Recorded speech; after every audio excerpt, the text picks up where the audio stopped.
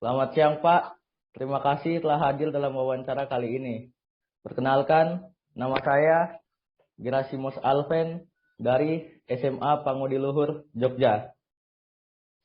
Kelas 10, MIPA 1, absen 9. Pada kesempatan kali ini, saya ingin mewawancarai Bapak dalam rangka tugas berdikari, berdiri dengan kaki sendiri, yang bertujuan untuk mengenalkan dunia kerja kepada para siswa. Saya ingin memberikan beberapa pertanyaan untuk mendukung kegiatan ini. Yang pertama, siapa nama lengkap dan nama panggilan Bapak? Iya, baik. Terima kasih. Selamat pagi. Saya panggil De Alvin ya. Ya, Pak. Oke. Iya. Baik, Bapak namanya Jamie Stefan Nepa. Tempat tanggal lahir Pak Jamie di mana? Oh iya. Kalau Bapak lahir di Palu, Sulawesi Tengah juga, itu tanggal 1 Januari tahun 1984. Oh iya.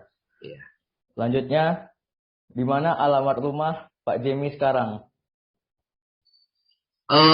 Alamat saya berdomisili di Kota Palu, Sulawesi Tengah, di Jalan Tombol Tutu, nomor 144D, Kelurahan Palisewa Langguni. Oh iya, Pak.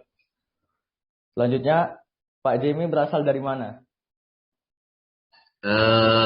Orang tua saya, bapak saya itu dari Poso, ibu saya dari Kabupaten Morowali Utara. Selanjutnya, sebutkan riwayat pendidikan Pak Jamie.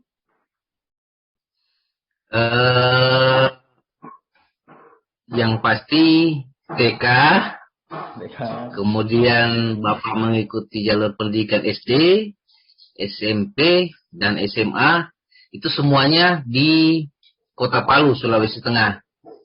Kemudian strata 1 Bapak ambil di Jogja, di Sekolah Tinggi Pertanahan, Jalan Godean. Kemudian S2 Bapak ambil lagi di Palu, Sulawesi Tengah, di Universitas Tadulako.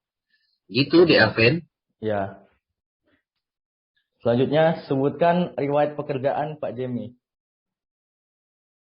Ya. Saat ini Bapak sebagai seorang ASN dan Bapak memegang satu kepercayaan oleh pimpinan untuk memegang bagian IT di kantor Bapak. Gitu. Jadi tanggung jawabnya besar juga ya, Pak? Iya, kalau di IT karena kebetulan Bapak posisi sebagai admin. Selanjutnya, sebutkan media sosial yang Pak Jamie miliki. Iya, Bapak punya Facebook, punya Twitter, juga punya Instagram, paling banyak sih ya, kayak WhatsApp untuk komunikasikan. Selanjutnya, hubungan saya dengan Pak Jamie sebagai apa? Sebagai rekankah atau apa? Ya, boleh dikatakan Kenalan ya. sebagai rekan, sebagai murid dan guru, sebagai om dan keponakan, sebagai dan anak, boleh juga seperti itu. Jadi lebih ke kenalan ya. Ya. Selanjutnya, bagaimana proses Pak Jamie untuk mendapatkan pekerjaan saat ini? Untuk proses pekerjaannya itu Pak Jamie mulai dari kecil itu senang IT itu, sehingga nanti apapun jenis pekerjaannya harus berbau IT sampai sekarang gitu. Selanjutnya, usaha apa saja yang Pak Jamie lakukan untuk meraih cita-cita yang Bapak impikan? Ya, tentunya yang pertama usahanya itu banyak membaca. Jadi banyak membaca Sehingga dengan membaca itu kita bisa menarik satu pengertian atau satu kesimpulan bahwa oh kalau saya mau buat program seperti ini ternyata harus ada lagi namanya bahasa program ini, bahasa pemrograman ini. Selanjutnya, hal apa saja yang membuat Bapak bersemangat dalam meraih pekerjaan? Ya, tentunya pertama karena dengan pekerjaan berarti apa yang selama ini kita impikan itu tercapai. Kedua, dengan pekerjaan tentunya kita keren. Kerennya bagaimana? Karena kita tidak merepotkan orang tua lagi. Kita sudah bisa membiayai Hidup sendiri. diri kita sendiri. Selanjutnya, apa saja perjuangan yang berkesan bagi Pak Jemi selama ini? Ya, perjuangan selama ini tentunya ketika kebetulan Bapak itu kerjanya di kementerian. Kemudian jadi ada dalam satu Sulawesi Tengah itu semua terhubung, satu provinsi itu terhubung. Jadi juga di dalam IT itu sendiri penilaian dari kementerian itu menggunakan dashboard dari kementerian. Sehingga di situ lihat ranking setiap kabupaten, kota. Itu yang tantangannya itu bagaimana ini kabupaten kita ini bisa jadi nomor 1. Selanjutnya, jelaskan pola kerja Pak Jemi. Seperti saat jam masuk kerja sampai pulang kerja. Ya, kalau Bapak itu prinsipnya datang kantor, itu sebelum pimpinan datang, kita sudah harus di kantor. Itu sebelum jam masuk kantor. Misalnya masuk kantor 7:30, ya jam 7 kita sudah harus di kantor. Sebelum pimpinan. Pokoknya kita yang harus terlebih dahulu datang. Karena kita bisa tenang ketika kita datang duluan itu, kita bisa tenang, bisa santai-santai dulu sambil memikirkan apa yang akan kita lakukan hari ini. Kita bisa bikin perencanaan. Tapi kalau kita datangnya mepet, begitu jam sudah kerja, apalagi di bagian pelayanan, itu kita sudah tidak sempat lagi memikirkan perencanaan hari ini apa yang mau dikerjakan, karena sudah ada masyarakat pemohon yang datang, sehingga sudah tidak bisa lagi kita mengorganisir pekerjaan kita hari ini. Udah berantakan. Kemudian, iya udah berantakan pasti itu. Karena kita tidak punya planning hari ini. Akhirnya ya itu. Jadi tidak berwarna lah hari ini. Karena tidak terstruktur, tidak terencana apa yang kita lakukan hari ini. Kemudian kalau kita datang cepat, kita bisa berkoordinasi dengan teman-teman tim kita. Kita hari ini mau ini. Sehingga hari ini kita sudah punya planning tim yang akan diselesaikan. Kalau untuk pulang, kalau Bapak biasanya lewat jam pulang biasa, dibilang lembur juga tidak. Tapi Bapak berusaha melakukan pekerjaan dalam hari itu, satu hari itu. Bapak tidak pernah, misalnya ada pekerjaan masuk satu hari itu, Bapak usahakan selesaikan hari itu, supaya besok ada lagi pekerjaan, tidak harus menyelesaikan pekerjaan lain. Begitu sambil baca-baca. Biasa kan kalau sudah free begitu, kita kan sudah bisa pakai internet dengan leluasa. Ya, kita gunakan internet untuk membaca. Karena keterbatasan kita di daerah kan buku-buku kurang, ya kita harus mencari ke dunia luar melalui internet sekarang ini kan sudah ada. Di situ kita membaca ya, sambil mencoba-coba lagi. Buat kantor ini apa sih yang akan buat, apa yang harus dibuat lagi ya yang bagus mendukung kantor ini. Nah, itu. Apalagi sekarang sudah ada namanya zona integritas. Bagaimana kita bisa membuat para masyarakat itu nyaman ketika kita memanfaatkan IT. Bagaimana? Oh, kita harus pasang misalnya informasi, tapi informasinya yang dinamis. Itu bagaimana sih buatnya? Oh iya, bisa kita buat. Misalnya kita pakai berbasis web desktop menggunakan JavaScript kan itu, atau dengan CSS kita kombinasi sehingga tampilannya bisa animasi gitu. Sehingga apa sih yang mungkin beda kita dari kantor lain? Iya, itu. Kantor lain punya papan informasi, kita juga punya papan informasi, tapi bagaimana kita punya agar beda, agar unik dari yang lain, agar keren lebih daripada yang lain dengan memanfaatkan IT. Itu semua ya eh, pikirkan setelah jam kantor, biasanya seperti itu. Sehingga memang kita Bapak berusaha memanfaatkan waktu semaksimal mungkin dari pagi kemudian sampai sore untuk apa namanya menyelesaikan atau merencanakan suatu pekerjaan. Selanjutnya, hal apa saja yang dilakukan selama bekerja atau rutinitas Pak Jemi apa saja? Ya, seperti tadi itu masuk ke kantor, kemudian mencari pekerjaan apa yang akan target pekerjaan yang akan diselesaikan hari ini, kemudian mulai melaksanakan rencana tadi yang sudah tadi pagi sudah disepakati bersama tim. Misalnya ada apa yang perlu kita siapkan, kemudian database-nya apalagi yang belum di entry database-nya, ini itu semua dikoordinir sampai sore.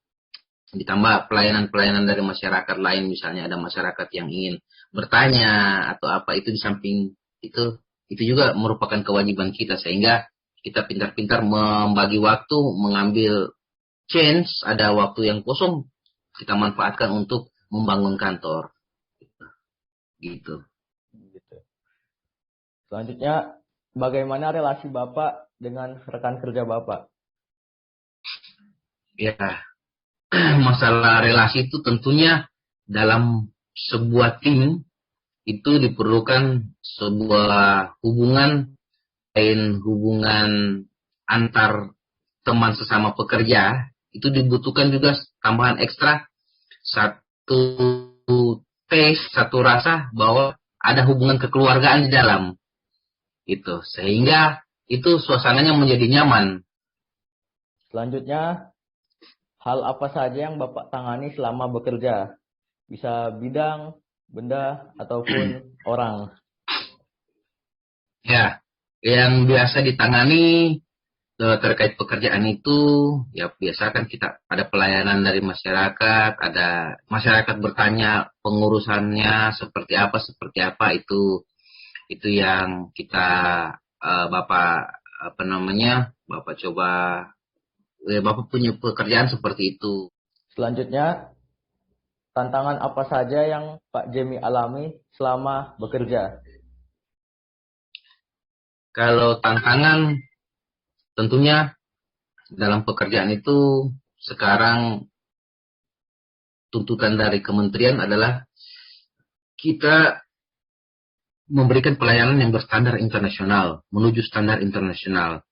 Tentunya untuk menuju standar internasional ini banyak faktor yang harus kita buat, kita laksanakan sehingga bisa memenuhi itu. Apalagi kita di daerah ini fasilitas terbatas, tapi bagaimana kita bisa mewujudkan itu? Selanjutnya, menurut Bapak, hal apa saja yang perlu disiapkan dalam bekerja? Yang perlu disiapkan dalam bekerja tentunya pertama kita harus mengetahui dulu apa ini visi misi kantor kita. Visi misi kantor kita. Ini kantor ini arahnya mau kemana itu, kebijakannya kemana. Kemudian kita juga harus tahu kemampuan dari sumber daya, ketersediaan sumber daya kita. Itu kan sumber daya kita. Oh, kita punya tenaga IT sekian, tenaga ini sekian. Oh, itu kalau tenaga IT sekian itu bisa mengerjakan misalnya pekerjaan ini. Oh ya bisa, sehingga tenaga itu bisa mendukung visi misi tadi. Nah, itu yang perlu disiapkan. Kemudian ya seperti tadi di awal perencanaan. Selanjutnya, menurut Bapak, keterampilan apa saja yang dibutuhkan atau disiapkan dalam bekerja? Ya, kalau untuk keterampilan itu setiap orang itu memiliki talenta yang berbeda-beda. Tentunya itu talenta yang berbeda-beda. Tapi untuk anak-anak muda seperti di Alven dan melihat perkembangan zaman sekarang ini, tentunya keterampilan yang harus dimiliki dari awal, dari dasar itu sudah dan itu bukan hal baru, tapi dan menjadi tuntutan sekarang ini, yaitu tentang terkait dengan IT. Jadi sedini mungkin memang pemahaman atau pengetahuan tentang IT itu sudah harus ada menjadi dasar. Karena ketika kita sudah memasuki dunia kerja, terus kita baru mau mempelajari IT itu susah. Kita tidak punya waktu lagi. Ya sudah terlambat itu. Karena mempelajari IT ini bukan seperti kita membaca peraturan perundang-undangan, baca undang-undang, oh undang-undang ini pasal ini sini, udah jelas seperti itu. IT tidak. Karena IT itu kita selain butuh pemahaman akan bahasa pemrogramannya, yang paling utama kita punya kreativitas. Oh ini saya mau bikin bagaimana sih ini tampilannya, misalnya ada web. Semua orang bisa bikin web. Tapi membuat web yang menarik, interaktif, yang membuat orang itu banyak datang, banyak pengunjung, itu setiap orang itu beda-beda tipsnya. Beda-beda sudut pandangnya. Di situ lo butuh kreativitasnya setiap orang itu. Selanjutnya, kendala apa saja yang pernah Pak Jemi hadapi saat bekerja dan bagaimana solusi untuk menangani kendala tersebut? Kalau terkait IT, server, ya namanya kami di kementerian, ya Bapak di kementerian, itu servernya pasti di pusat. Nah yang sering jadi kendala itu ketika ada trouble yang harus diselesaikan di pusat, kemudian admin-admin pusat itu sibuk semua, sehingga kita tidak bisa bikin apa-apa ini. Ya kan, tidak bisa bikin apa-apa karena trouble-nya di server pusat. Nah itu, sehingga itu yang paling kadang harus menunggu kapan sih standby-nya adminnya ini. Karena yang ditangani bukan cuma satu kabupaten atau satu provinsi, tapi seluruh Indonesia. Sehingga memang kendala-kendala seperti itu yang ketika urgen harus segera diupdate, yang diharapkan dengan update dan itu bisa posisi kantor itu kan tiba-tiba terharang pada ada trouble di server pusat. Nah, itu yang kadang-kadang harus ya coba sering mencoba menelpon ke admin pusat, Pak bagaimana ada waktunya? Oh sebentar Pak, saya masih tangani ini. Oh iya, 1 jam berikut, Pak ada waktunya, sudah bisa Pak? Oh iya Pak, sedikit lagi Pak ya. Seperti itu.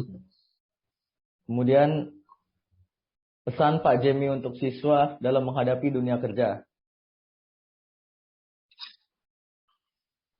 Ya, untuk dunia kerja seperti tadi sudah banyak kita diskusi tadi, sudah banyak juga Bapak ceritakan dari pengalaman Bapak. Yang pertama itu kita walaupun kita, kalau kayak Bapak bilang, walaupun kita itu ingin jurusannya, misalnya saya pengen ke ekonomi, saya pengen ke atau menjadi akunting, atau pengen ke ke jurusan teknik misalnya atau apa. Tapi yang namanya pengetahuan IT itu harus selalu ngikut. Jadi kita belajar IT bukan kita itu pengen jadi seorang programmer. Tidak seperti itu. Jadi IT itu sekarang ini adalah keperluan wajib. Misalnya kita bukan seorang sarjana komputer, tapi di rumah kita punya jaringan WiFi. Kalau kita tidak punya pengetahuan atau pemahaman tentang IT, tiba-tiba WiFi-nya kabel colokan kabelnya itu lepas, kita bingung mau nyelesainnya gimana. Ya terpaksa kita harus telepon lagi ke Telkom misalnya, kan jadinya lama. Kemudian misalnya jaringan kita, misalnya kita pakai smart TV. Kemudian mana sih connecting, tiba-tiba ada listriknya tiba-tiba mati, kemudian hidup lagi, tidak connect. Nah ini gimana connectingnya? Masa kita harus telepon lagi ke Telkom lagi?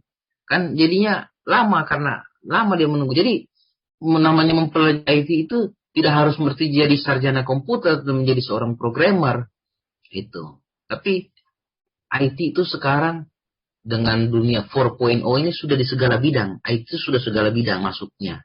Gitu. Jadi kita orang belajar sosial, mau kita belajar hukum, itu pasti akan bersentuhan selalu dengan IT. Gitu. Entah IT jaringan atau IT terkait software dan hardware, seperti itu.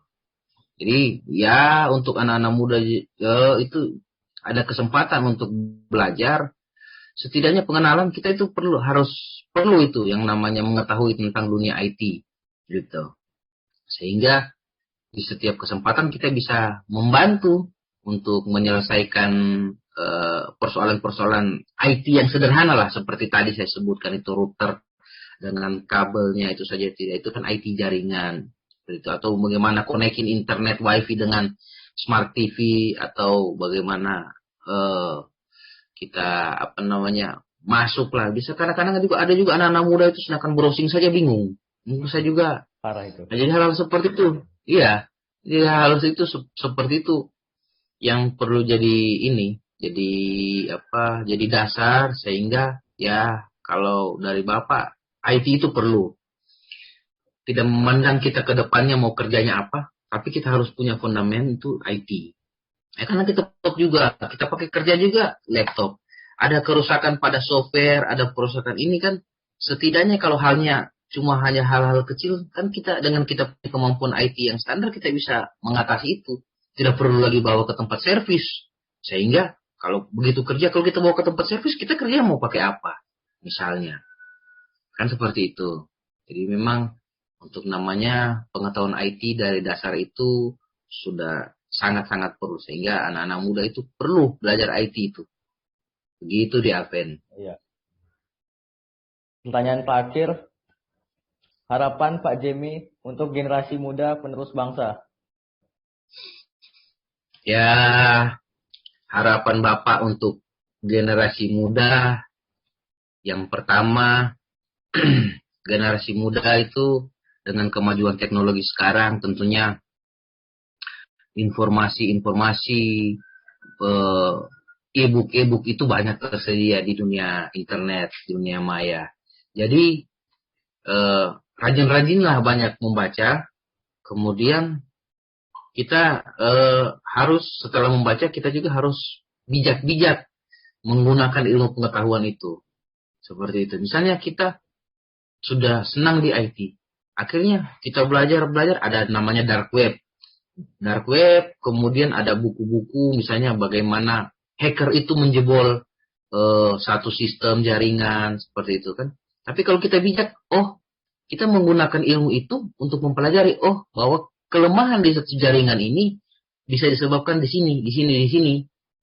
Nah, kita tidak menggunakan itu untuk satu tindak kejahatan, tapi kita gunakan itu sebagai untuk ajaran tersebut untuk mendapatkan perlindungan terhadap dari serangan hacker-hacker yang menyerang kita, seperti itu. Kemudian banyak membaca dan banyak berinteraksi. Anak muda zaman sekarang ini semakin kurang berinteraksi dengan teman-temannya, lebih banyak berinteraksi dengan HP, gitu ya. Biasa main game sendiri, interaksinya cuma lewat HP, itu. Tapi perlu dipahami, ketika kita misalnya chat dengan teman kan, ketika kita ngomong begini, satu teks itu bisa beberapa orang itu bisa salah makna. Si A tanggapi begini, si yang satu tanggapi begini. Padahal kita maksudnya bercanda. Tapi ada teman sih tersinggung. Loh, kenapa kamu bilang begini? Apalagi misalnya di Alven sekarang di Jogja. Nah, dengan teman-teman itu mungkin di Alven lama di Sulawesi, sehingga ada bahasa-bahasa di Alven yang kadang-kadang menurut teman-teman di Jogja, kok ini bicaranya seperti ini. Padahal, ya, karena kita kalau cuma via chat, tapi kalau kita ketemu langsung, teman kita itu bisa lihat ekspresi kita. Oh, maksudnya ini. Mimpi kita, oh maksudnya ini. Bukan itu maksudnya, bukan ini. Gitu kan. Seperti itu. Jadi memang anak muda itu perlu banyak interaksi. Karena ilmu itu juga datangnya dari interaksi. Gitu. Ada teman, sudah pernah baca buku ini nggak? Nah, itu kan ada informasi dari teman-teman. Oh, akhirnya kita exciting. Oh iya, saya cari juga lah kalau begitu bukunya. Seperti itu. Karena kalau kebanyakan kita cuman via chat biasa, apalagi chat gaming, ceritanya gamenya ada berapa sih gamesnya? Ini belinya di mana sih gamenya? Paling seperti itu. Tidak ilmunya tidak terlalu mendukung untuk pekerjaan kita nanti kita saat mau cari pekerjaan gitu. Tapi kalau ini, oh iya ada buku tentang ini. Oh sekarang Visual Basic atau Visual Studio ada seri begini loh. Sekarang ini Microsoft Office ada yang seri begini loh, kelebihannya dan yang lain. Nah, itu. Sehingga memang anak muda zaman sekarang ya, di samping selalu banyak harapan Bapak itu banyak mempelajari buku-buku, banyak mencari informasi di internet dan menyaringnya menggunakan informasi tersebut dengan bijak, harus banyak juga berinteraksi antara sesama teman, sesama pegiat IT misalnya. Ini juga Iya. manfaat interaksi itu biar dapat update IT terbaru ya. Ya, betul. Itu kita kan bisa dapat situ. Saya punya kok. Misalnya begini, ada yang masih pakai Windows 7, tapi kemudian ada satu software yang di-upgrade. Tuh, kok punya saya tidak mau terupgrade. Sedangkan Windows Office-nya misalnya, Office-nya yang terbaru itu ada tool-tool yang pernah kita gunakan. Kita misalnya pakai Windows 10, pernah punya teman kita, enak loh tool ini. Begitu kita taruh di Windows 7 kita misalnya, mau install itu kok nggak bisa, ini apa-apa ini. Oh, bisa diinstal, tapi harus frameworknya misalnya, kita harus pakai framework ini. Nah, itu kan semua dari interaksi begitu. Kok punya mau bisa, saya punya tidak bisa. Oh itu ada yang kurang, harus diinstal install ininya. Nah, itu kalau kita baca, wah tahapannya instalnya ini. Tapi tanpa ada panduan dari teman, itu susah juga kadang-kadang, kita perlu lama juga kita baru bisa berhasil. Biasanya seperti itu kalau pengalaman Bapak. Udah. Terima kasih Pak atas waktu, kesempatan, Ya, sama. dan telah berbagi ilmu kepada saya. Semoga bermanfaat dan mendukung kegiatan berdikari ini. Amin. Mohon maaf apabila terdapat kesalahan kata dan ucapan selama kegiatan ini. Iya. Oke, buat di Alvin juga ucapan dari Bapak, selamat belajar, sekolah yang baik, sehingga apa yang dicita-citakan oleh di Alvin bisa diwujudkan dan tentunya bisa menyenangkan orang tua. Itu jangan lupa belajar, jangan lupa rajin ibadahnya, sehingga semua usahanya diberkati oleh Tuhan. Amin. Terima kasih di Alvin. Selamat siang. Terima kasih banyak Pak. Ya, sama-sama.